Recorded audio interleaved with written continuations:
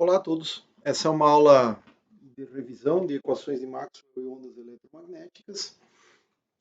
Ao tratar de forma geral os problemas eletromagnéticos em meios materiais, nós temos essas equações de Maxwell aqui, que nos dizem que a divergência do vetor deslocamento é igual à densidade de carga elétrica, a divergência do vetor densidade de fluxo magnético é zero, o que significa que não há cargas magnéticas. O rotacional do vetor elétrico E é igual ao negativo da derivada temporal do vetor densidade de fluxo magnético, essa é a lei de Faraday. E, por fim, a lei de Ampère-Maxwell, que diz que o rotacional do vetor H, intensidade de campo magnético, é igual à densidade de corrente elétrica mais a densidade de corrente de deslocamento, que corresponde à derivada temporal do vetor deslocamento em relação ao tempo.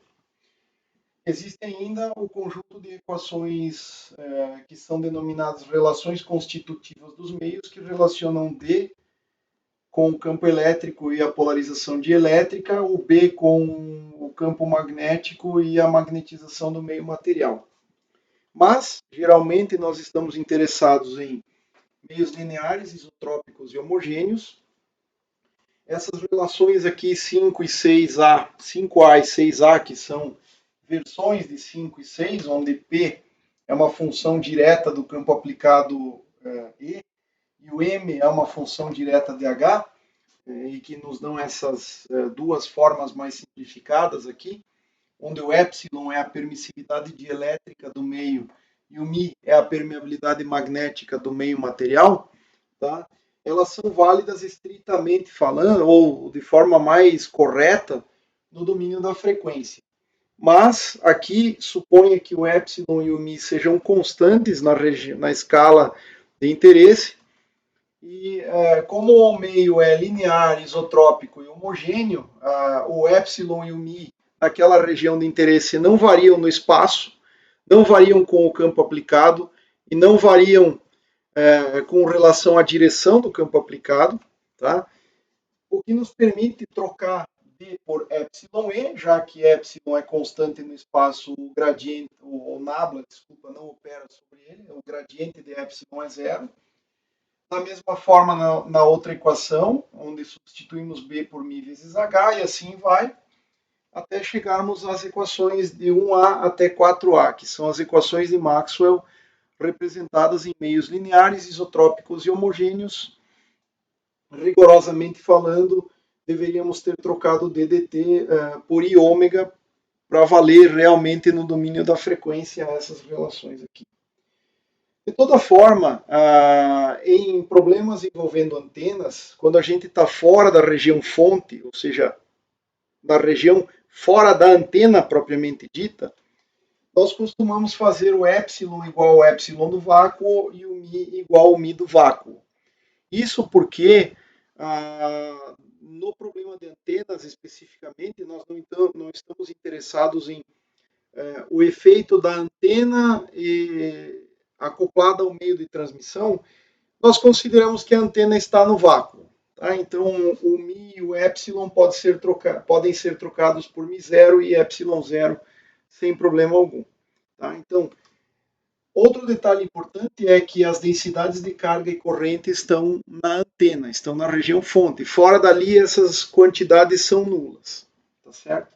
Então, nós vamos nos restringir ao conjunto das equações de Maxwell nesta forma aqui, né? Que são as equações para meios lineares, isotrópicos e homogêneos, com essas relações constitutivas. E mais ainda, fora da fonte, vamos fazer epsilon igual a epsilon zero e mi igual a mi zero. Tá? Pois bem, seguindo adiante, nós podemos querer encontrar equações de ondas para os campos elétricos e magnéticos. Tá? Então, eu vou deixar as equações aí, para que a gente possa obter equações de ondas e obter as ondas eletromagnéticas, dadas conhecidas as fontes de carga e corrente. Nós podemos, no primeiro momento, tomar o rotacional da equação 3A, então, o rotacional de 3A, e usar a equação 4A. bem como em algum momento será necessário usar a equação 1A também, usar 4A e 1A. Então vejamos o seguinte, se nós tomarmos o rotacional dessa equação aqui, nós teremos que o rotacional do campo elétrico é igual ao negativo de μ rotacional de dH dt, mas eu posso trocar então a derivada temporal com a operação rotacional, e é por isso então que eu posso jogar aqui a equação 4A, certo? Nesse procedimento, o que nós vamos fazer é, do lado direito, substituir então o rotacional de H por J mais epsilon de dt, ou seja, eu tenho a derivada temporal de J mais epsilon de dt. Vamos considerar μ0 e ε0 como sendo as quantidades do vácuo para a região fora da fonte. E nós teremos, então, a seguinte expressão. Menos o negativo de μ0, derivada temporal de J em relação ao tempo, menos μ0 ε0 vai nos dar a velocidade da luz no vácuo ao quadrado, e a derivada da derivada temporal nos dá, então, a derivada segunda do vetor elétrico em relação ao tempo. Um outro ponto interessante é que do lado de cá nós podemos usar uma identidade vetorial que nos diz que o rotacional de um gradiente, o rotacional de um rotacional é o gradiente da divergência menos o laplaciano, certo? Isso é uma identidade que diz que o rotacional do rotacional é isso aqui. E nesse caso, nós podemos fazer uso aqui, ó, da equação número 1A. Se reagruparmos todos os fatores, nós ficaremos assim, olha, juntando o laplaciano com a derivada segunda no tempo, jogo esse fator para lá, todas as fontes de um lado, todos os campos que eu quero resolver do outro, ou seja, teremos essa equação aqui, menos nabla 2 menos 1 sobre C2, derivada segunda no tempo, operando sobre o vetor elétrico, que é uma função da posição e do tempo, é bom deixar claro, certo? Igual, já que o menos nabla 2 eu passei para o lado de cá, esse aqui eu vou jogar para junto do gradiente de divergência, nós teremos, então, essencialmente, μ0, derivada do J em relação ao tempo, mais o gradiente de ρ dividido pelo epsilon, que a gente está considerando como sendo do vácuo. Sempre lembrando também que o ρ e o J são funções da posição e do tempo. São funções do espaço e do tempo, então são as fontes.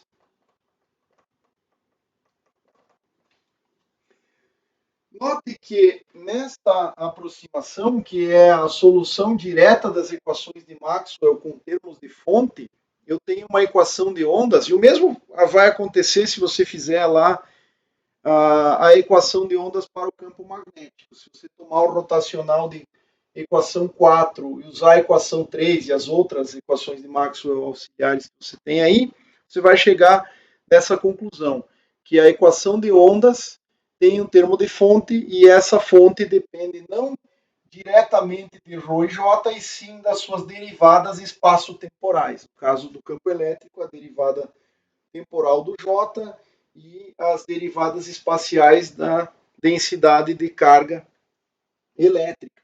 O que, em geral, é um pouco complicado de fazer, porque você depende não só de conhecer o ρ e o J, mas sim de como essas quantidades variam no tempo e no espaço.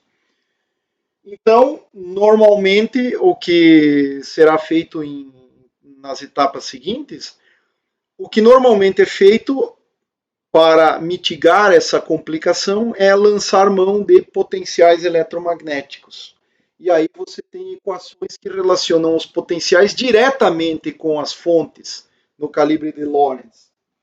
Então, na essência é isso. Nós temos as equações de Maxwell para meios lineares, isotrópicos e homogêneos. Manipulando essas equações, chegamos a equações de ondas que dizem como é que o campo eletromagnético, que tem caráter ondulatório, porque esse cara daqui é o operador de ondas, como é que ele se comporta em função da existência de fontes. Tá? Essas equações aqui, essas é um conjunto de 3 equações vetoriais, teria mais 3 para o campo magnético, mas é claro que conhecendo E, eu posso voltar nas equações aqui e calcular o H. Tá? Eu precisaria, então, integrar essa equação, tendo como fontes as derivadas espaço-temporais das fontes. Ok? Isso é um primeiro ponto aqui. Então, antenas, o problema de antenas, ele está dado dessa maneira. Se você estiver falando de uma antena transmissora, você precisa especificar ρ e J, jogar aqui, resolver essa equação diferencial, que é a equação de ondas para o campo elétrico, tendo fontes. Ou seja, uma equação de ondas inhomogênea. Ou não homogênea, digamos assim, com presença de fontes. Ela não é igual a zero do lado de cá.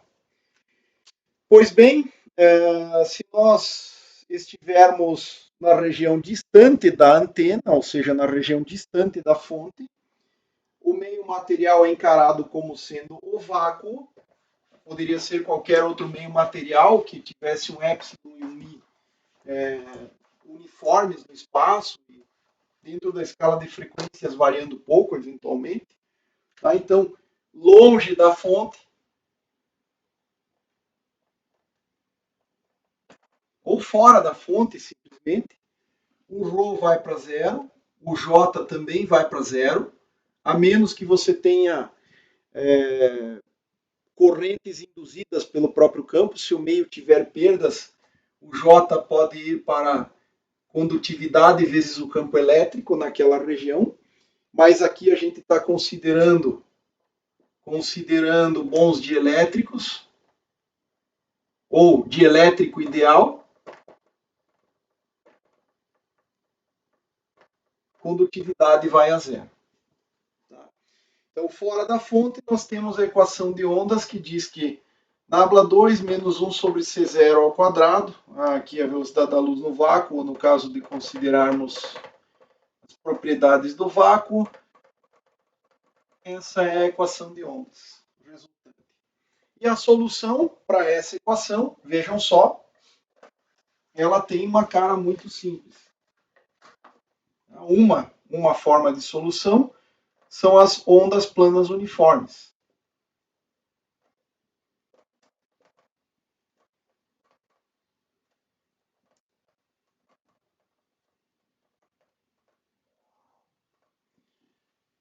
Que, em essência, tem esse formato aqui. Ou seja, é um vetor complexo, porém constante, que contém a informação de magnitude e polarização do campo elétrico. Então, esse cara aqui ele é um vetor complexo, constante, dRt, ou seja, ele não varia no espaço nem no tempo.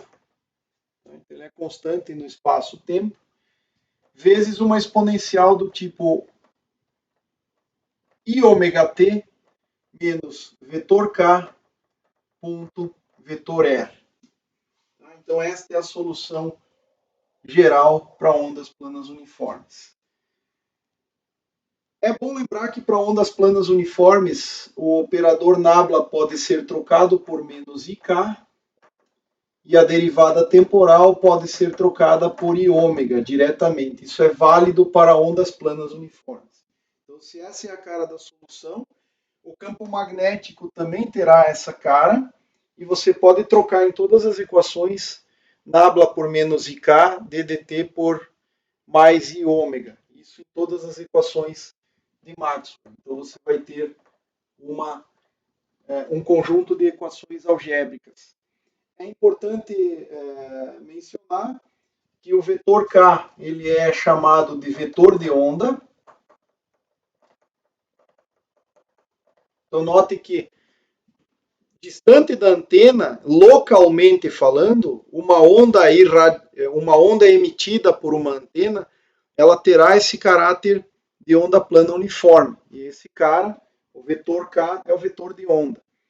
E esse vetor de onda, se você, em meios sem perdas, tomar o módulo desse vetor, via de regra, esse vetor aqui é complexo, tá? Beta menos I alfa. Essa constante beta é chamada constante de fase, é um vetor associado à constante de fase, e esse alfa é um vetor associado à constante de atenuação. Mas, para dielétrico ideal, não tem perdas, então, dielétrico ideal, o K é exatamente igual ao beta, cujo módulo passa a ser 2π dividido pelo comprimento de onda. E esse módulo é chamado de número de onda, simplesmente. Então, são relações que vêm lá da ondulatória, de ondas eletromagnéticas, e eu não vou gastar muito tempo nessas quantidades que todos já, a princípio, devem conhecer. Mas é bom relembrar esse fato. Então, se você não tem perdas, esse K escalar R é uma fase dependente da posição. Então, você tem aqui um vetor complexo constante, esse é zero, na onda plana uniforme. Ele tem informações de magnitude e polarização.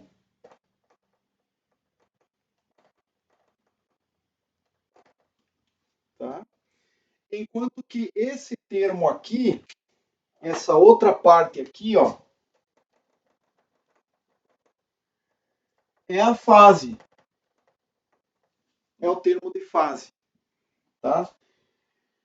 Essa fase, vou chamar de φ, eu poderia pegar uma fase global que esteja associado a esse vetor aqui. Essa fase φ, que depende da posição e do tempo, ela é do tipo ômega-t menos k escalar r a menos de uma constante, ok? Então isso aqui é um termo de fase. Então basicamente uma onda eletromagnética plana uniforme é uma estrutura espaço-temporal em que em um determinado plano a amplitude e a fase daquele campo é constante naquele plano. Num próximo plano a fase muda de valor. É possível escrever o vetor de onda na forma K vetor igual a constante K, que é o número de onda, no caso do dielétrico ideal, vezes o vetor unitário N. Esse N indica a direção de propagação da onda.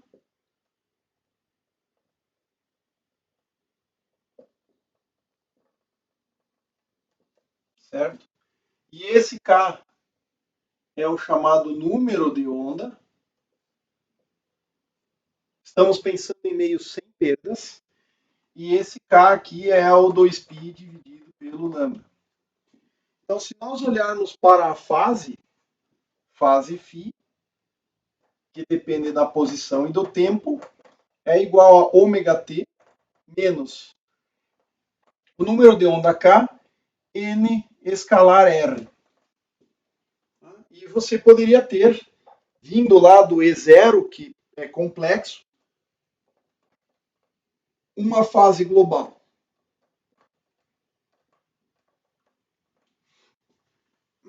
Se você especificar lá, extrair daquele E0 complexo uma fase que é comum a todos os componentes do vetor, seria esse θ0.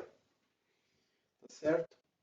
Então, a questão é a seguinte: por que aquela solução é denominada de onda plana uniforme? Porque simplesmente nós podemos fazer a pergunta: quais são as superfícies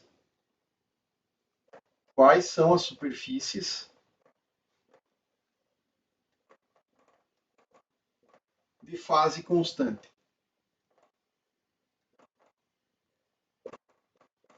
Ou seja, se eu quiser uma fase φ igual a um certo φ0 que você pode escolher arbitrariamente, 2π, 0, 1, 1 radiano, o que você quiser. Tá? Se você escolher φ igual a φ0, você vai ter ômega-t menos k n.r mais θ0.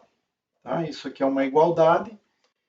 Note que o ΔΦ para esse cara, que escolheu essa fase constante, o ΔΦ0 é zero, ou seja, o dφ0 é zero, o que implica ômega ΔT menos K N ΔR, porque se você faz o tempo variar, você também pode se deslocar no espaço para um ΔR, mais delta θ zero, esse θ zero é uma fase global, esse cara também é zero, isso aqui vai te dar uma relação n escalar ΔR dividido pelo ΔT, ou seja, se você se deslocar na direção de propagação da onda a um certo ΔR, em um intervalo de tempo ΔT, você não vai perceber a fase daquele plano mudar, e a relação entre essas duas coisas, aqui igualando a zero, vai te dar ômega dividido pelo K, que é simplesmente o C,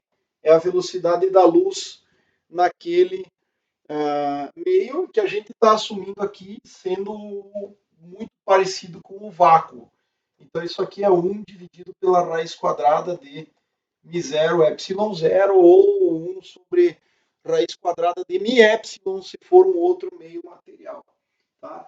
E esta velocidade com que um observador tem que se deslocar para acompanhar uma fase constante, para que para esse observador a fase não mude, é chamado de velocidade de fase. Tá? Então isso aqui é a velocidade de fase. Agora, nós ainda não respondemos quais as superfícies de fase constante, ok? Eu sei que a fase tem essa cara. Se eu escolher uma fase constante, veja só.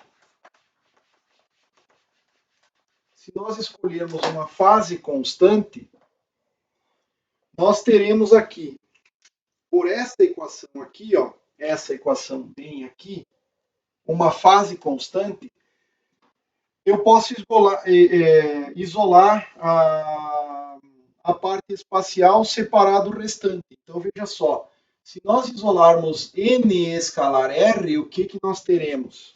Nós teremos ômega sobre k vezes t, né? Porque eu posso dividir tudo por menos k e jogar ômega t para o outro lado. Então eu vou ter ômega sobre k vezes t, esse fator fica negativo, e esse termo aqui continua do lado de cá, então eu vou ter menos, ou mais, né? Mais θ0 menos φ0, lembrando que esse θ0 é uma fase global, dividido pelo K. Então perceba que você tem essa cara para essa equação aí.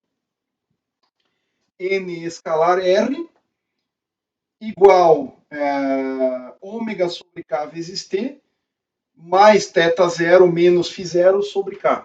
Pode verificar isso com calma para ver que isso procede. Agora, veja que essa quantidade aqui é simplesmente a velocidade com que um plano de fase constante se desloca, e esta vem a ser a velocidade da luz naquele meio, no caso o vácuo, se nós considerarmos o vácuo, para uma onda plana uniforme. Então, a nossa equação é n escalar r igual c0 vezes t, mais uma diferença de fases, que é uma constante no seu problema, porque você escolheu φ0, você fez uma escolha, dividido pelo k. Note que C0 vezes T tem unidades de metros no sistema internacional. Fase é medida em radianos e o K é medido em radianos por metro. Então, note que radiano sobre radiano desaparece e essa quantidade toda aqui vai ter, tudo isso aqui vai ter também unidades de metros. O que significa que n escalar r é uma distância. É uma distância d. E essa equação aqui, ó, ou seja, eu escolhi uma fase θ0, escolhi uma fase constante, e a equação que governa essa fase constante, se você fixar um instante t igual a zero, por exemplo. Isso aqui é n escalar r igual a uma constante, mas você pode escolher qualquer outro instante de tempo.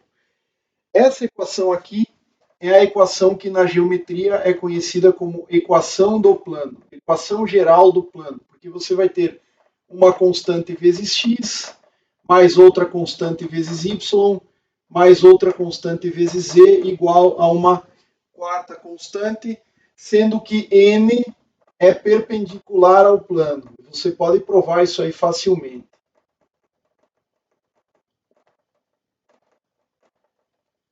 Mas certamente, ao fazer uma disciplina de geometria e álgebra, você certamente deve ter visto essa demonstração. Então, quais são as superfícies de fase constante? São planos. Por isso o nome, onda plana.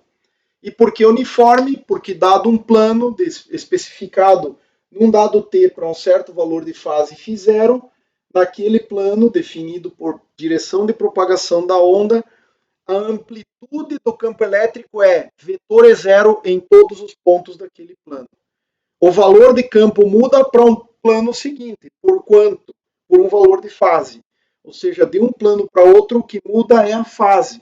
Então, essa fase φ0 define um plano, a próxima, outro valor de φ0 que você escolher, define outro plano.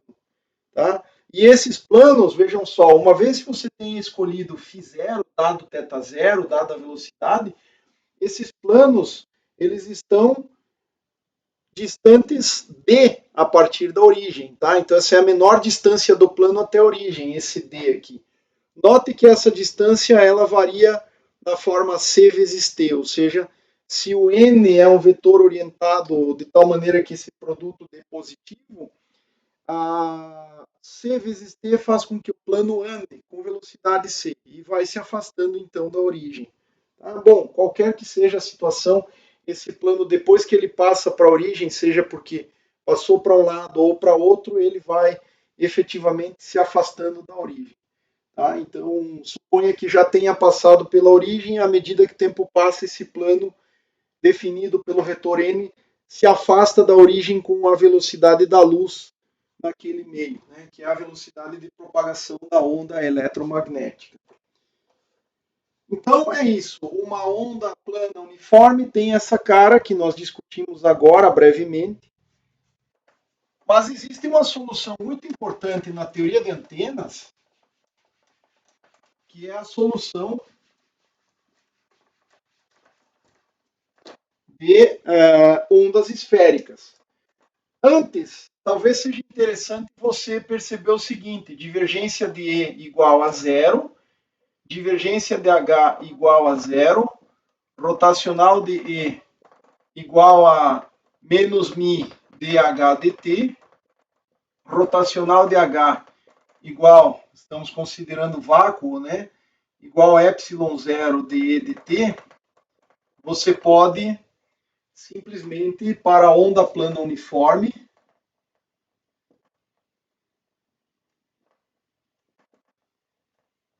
fazer a seguinte substituição.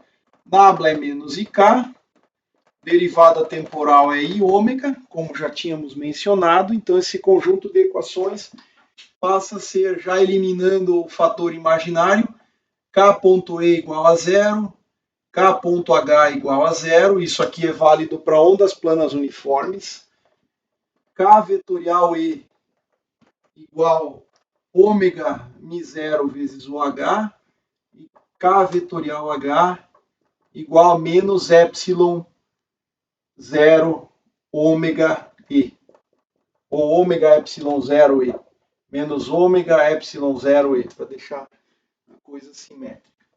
Se você fizer o produto vetorial com K nessa equação aqui, você pode usar a equação de baixo e você vai descobrir que o módulo do K ao quadrado é igual a ômega quadrado μ0 epsilon 0, no caso de estarmos tratando do vácuo. Muda o meio material, só mudar μ e epsilon, eles podem ser complexos, aí esse K quadrado se torna um número complexo e você vai ter perdas, essencialmente. Mas se a gente está pensando em propagação de ondas emitidas por uma antena, longe da antena, tudo se parece localmente como se fosse uma onda plana uniforme. E se esse meio longe é o vácuo, então as constantes são μ0 e ε0 aqui.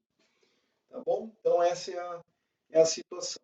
Então, isso é uma informação preliminar que eu estou passando aqui, que é longe da antena, o que é chamado campo distante, tá? Localmente, a onda emanada, a onda emitida, tem a forma, dá para escrever de forma melhor isso aqui, mas a ideia é que localmente a onda se parece a uma onda plana, tem a forma, tem a estrutura de uma onda plana uniforme.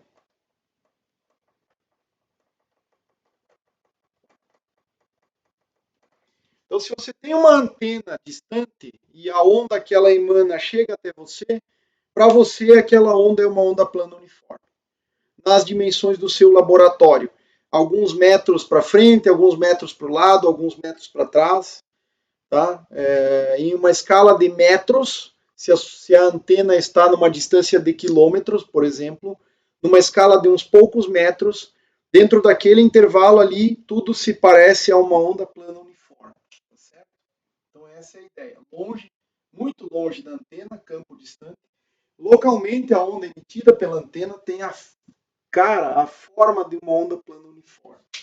Certo? Isso é uma propriedade importante. Uma outra coisa que a gente sabe é que ondas emitidas pela fonte, elas passam a ser independentes da fonte. Tá? Ondas emitidas pela fonte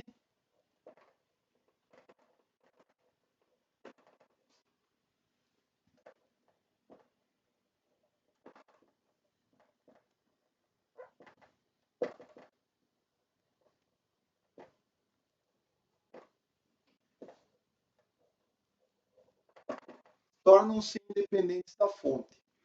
E mais importante é a velocidade de propagação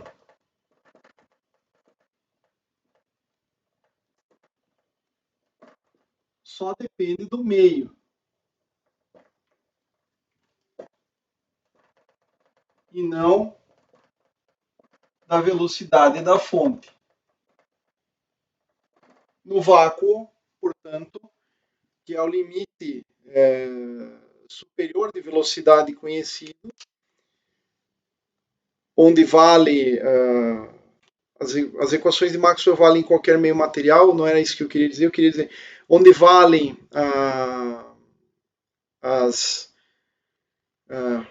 regras todas do eletromagnetismo, né, em qualquer meio material, a rigor, mas você estava falando do vácuo. No vácuo, onde você tem C0, que é a maior velocidade possível pela própria teoria da relatividade, vejam que uma fonte pode estar se movendo com qualquer velocidade que, para o observador, a velocidade da luz emitida por aquela fonte vai ser C0. Tá? Então, isso é uma questão importante. As ondas emitidas pela fonte se desprenderam da fonte, elas têm independência da fonte e a velocidade de propagação só depende do meio material. No vácuo, é o limite superior. Em outro meio material, vai depender das propriedades do meio e sempre menores do que velocidades menores do que C, propagação da informação. Tá? Mas eu posso ter uma fonte de radiação eletromagnética se deslocando no vácuo numa velocidade que pode ser 0,99 C, né? O que seria uma nave, por exemplo, emitindo um sinal eletromagnético, uma luz, mas a própria nave está a 99% da velocidade da luz. Qual é a velocidade da onda que ele emitiu? Eu vou medir C. Eu vou medir a velocidade da luz, no vácuo, né? Se estiver no vácuo. Então, isso aqui são informações importantes. Fontes com com extensão finita, quando olhadas de muito longe, isso é uma coisa que dá para já antecipar um pouquinho, fontes de extensão finita,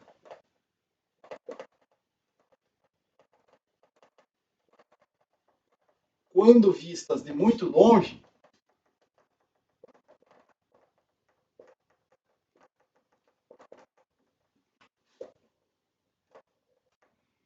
emanam ou emitem, né? Emanam ondas. Se ela está emitindo onda, estou falando de radiação aqui, ondas esféricas. Tá? Então isso é importante. Ondas têm natureza esférica. E a onda esférica, ela tem essa cara aqui, ó. Digamos que você tenha um campo elétrico de natureza esférica, ele vai depender de, por exemplo, da posição e do tempo. Ele vai ser um vetor E0, que pode depender dos ângulos, tá?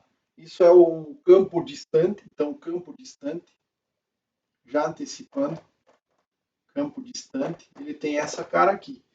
É um E0, que é um vetor que depende de θφ, dividido pela distância r vezes e elevado a ômega t, menos k vezes r. Note a diferença aqui. Tá? A diferença crucial é que ao invés de vetor k ponto vetor r, eu tenho módulo de k vezes módulo de r. E esse r aqui é a distância da origem até o ponto do observador. Então, o campo tem essa natureza, que sempre decai com o inverso da distância e tem um termo de fase com essa cara bem aqui. Tá? Esse formato aqui, tá? Ele, pelo termo de fase, se eu fizer a pergunta quais são as superfícies de fase constante,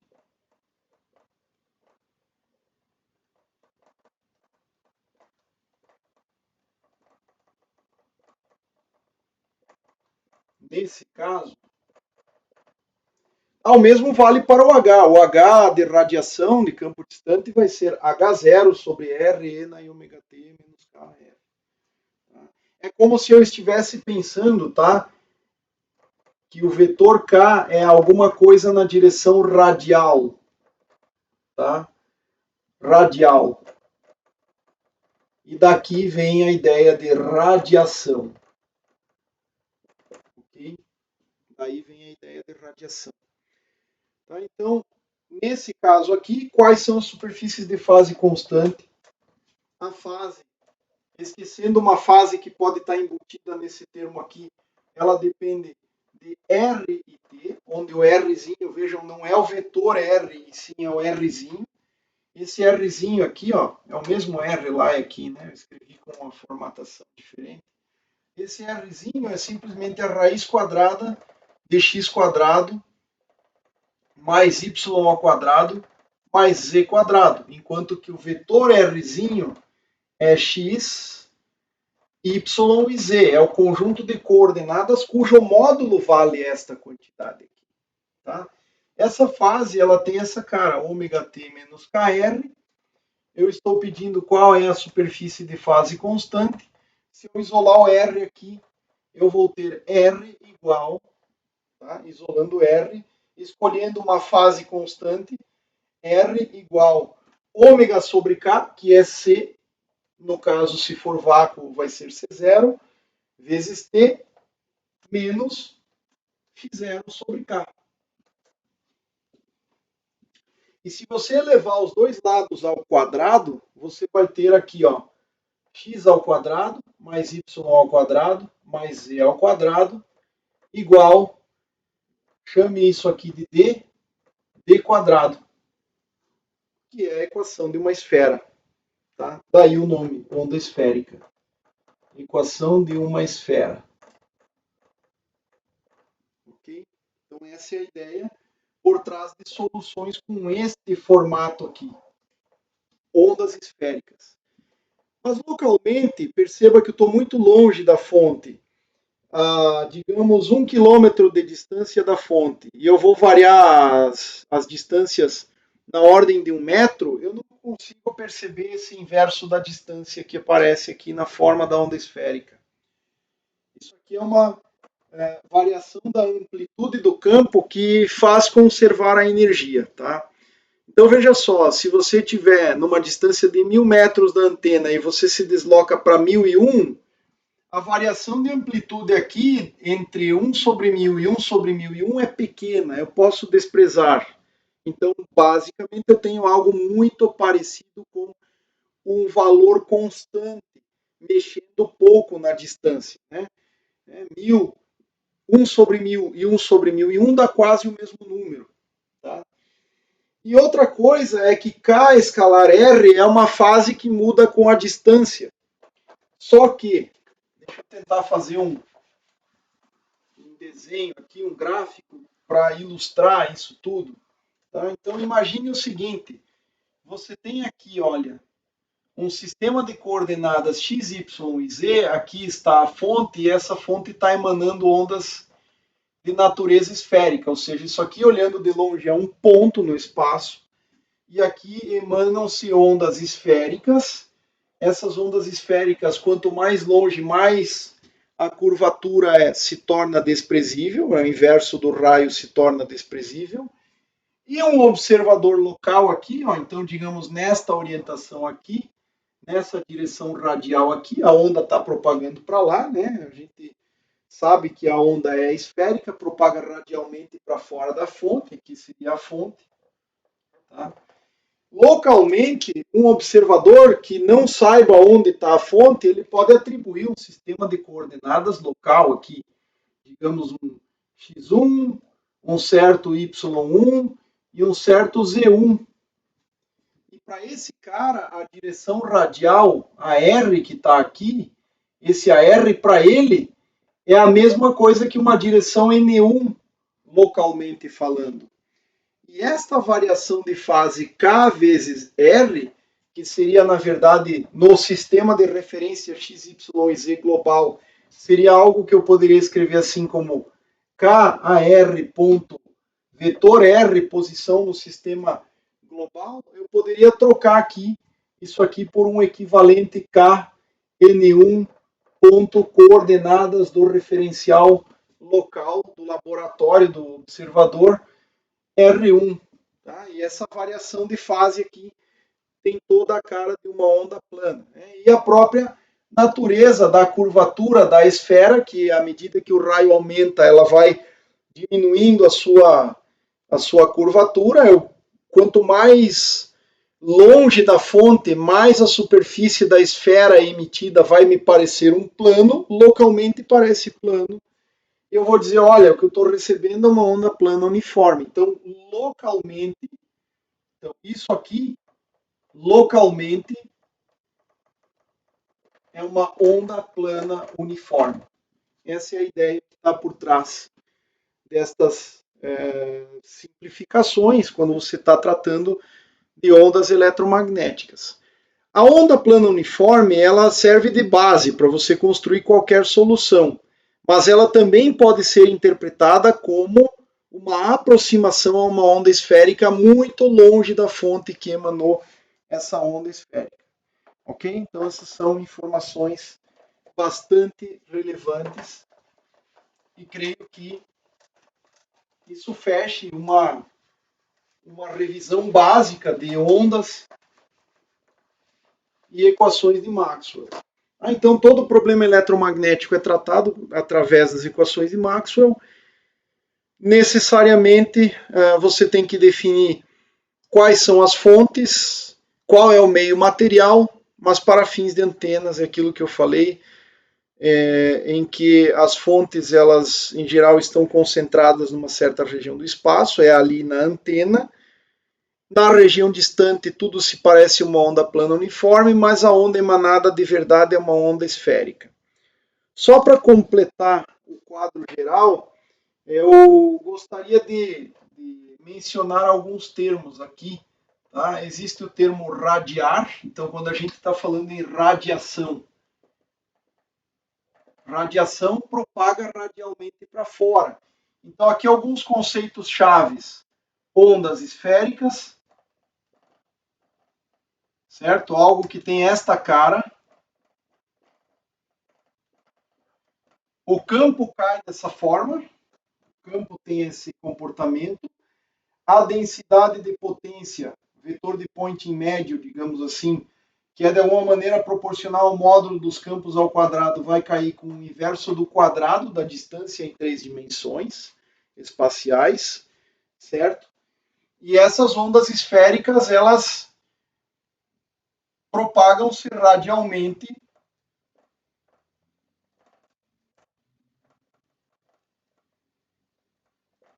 para fora da região fonte.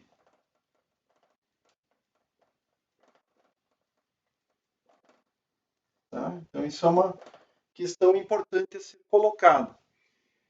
Aí nós temos o verbo radiar, e o verbo radiar significa emitir radiação. No nosso caso aqui, que tipo de radiação? Eletromagnética. A antena está emanando radiação eletromagnética. Então, é uma forma ativa do verbo, né, radiar, enquanto que irradiar é submeter um objeto à radiação. Então, o objeto propriamente está numa condição passiva, ele está sendo submetido à radiação. Então, uma antena que radia, ela está emitindo. Uma antena que é irradiada, ela está sendo submetida à radiação. Então, submeter um objeto à radiação.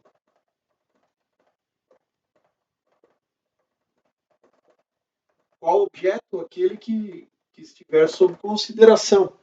Submeter um ser humano à radiação, você está irradiando aquela pessoa. Já se você pega a antena radia, ela emite. Tá? Mas você também pode usar o termo a antena irradia. Ela irradia, submete outros objetos à radiação. Mas existem essas duas formas do verbo aqui. E por fim, por curiosidade, pesquisem o termo câmara anecoica. Tá? É onde são feitas as medidas, caracterizações de antenas. Então, é o dispositivo, a estrutura para fazer caracterizações em antenas.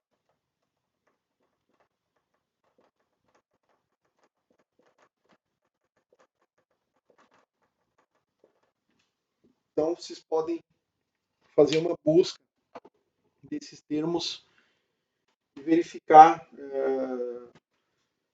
mais precisamente e saber do que se trata. Tá? Vou fechar a aula aqui para que ela não fique muito extensa.